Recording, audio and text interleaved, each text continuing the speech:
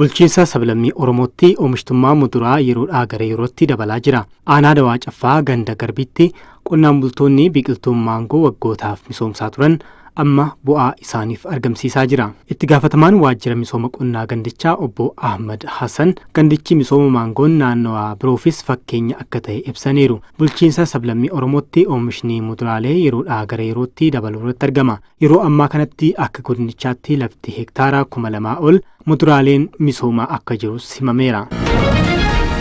Jilli bulchaa aanaa Dawwee Harawaa obbo Heelam Muhammadin durfamee suphaa daandii kiiloomeetira 10 ganda Burraaqsaa Biliidoo hanga Qarsaatti geessu hojjetamaa jiru daawwate. Daandiin kun baay'ata naannoon hojjetamaa akka jiru kominikeeshiniin aanaa Dawwee Harawaa gabaaseera. Itti gaafatamaan waajjira daandiif geejjibaa aanaa Dawwee Harawaa obbo Qaasiim Adam Haji rakkoo bulchiinsa gaarii yeroo dheeraa akka turee fi uummanni gandichaas irra deddeebiin gaafachaa akka ture ibsaniiru. Dhimmoota dinagdee fi hawaasummaa ummataaf gabaa isaa bahee galuuf akkasumas nageenya hawaasaaf mijataa gochuuf daandiin kun murteessaa ta'us ibsaniiru.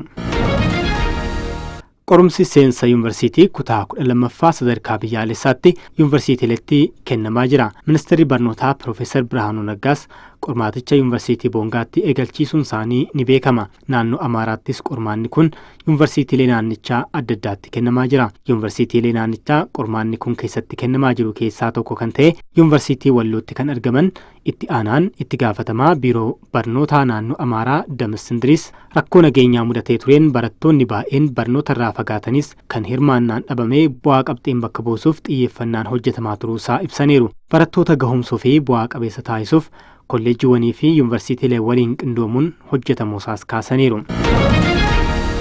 Dijitaal Itoophiyaan 2025 waggoota 5 darbanitti hojiirra oole sirna dijitaalaa keessatti bu'aa olaanaa argamsiisuusaa Ministeerri Innoveeshinii fi Teekinooloojii Dr. Ballaxa Mollaa ibsan. Ministeerichi turtii tajaajila oduu Itoophiyaa waliin taasisaniin guddina waliigalaa biyya tokkoo mirkaneessuun kan danda'amu sirna hojimaataa saayinsii fi teekinooloojiin akkasumas kalaqaan yeroo deeggaramu akka ta'e ibsaniiru. Itoophiyaanis tarsiimoo gara sirna dijitaalaatti seenuuf ishee dandeessuu qopheessuun gara hojiitti seenuu ishee ibsaniiru. Dijitaal Itoophiyaan 2025 ji'a tokkoon booda akka xumuramu ibsanii tarsiimoo waggaa 5 hanga 2030tti hojiirra oolu qophaa'aa akka jirus ibsaniiru. Waggoota 5 darbanitti sirna kaffaltii dijitaalaa diriirsuun sirna dijitaalaa bal'isuun akkasumas waraqaa eenyummaa dijitaalaa dhaqqabsiisuu keessatti hojiileen bu'aa qabeessi raawwatamuu isaanis ibsaniiru. ቀጣይ ወደ 2030 የሚወስደን ስትራቴጂ እየተነደፈ ይገኛል።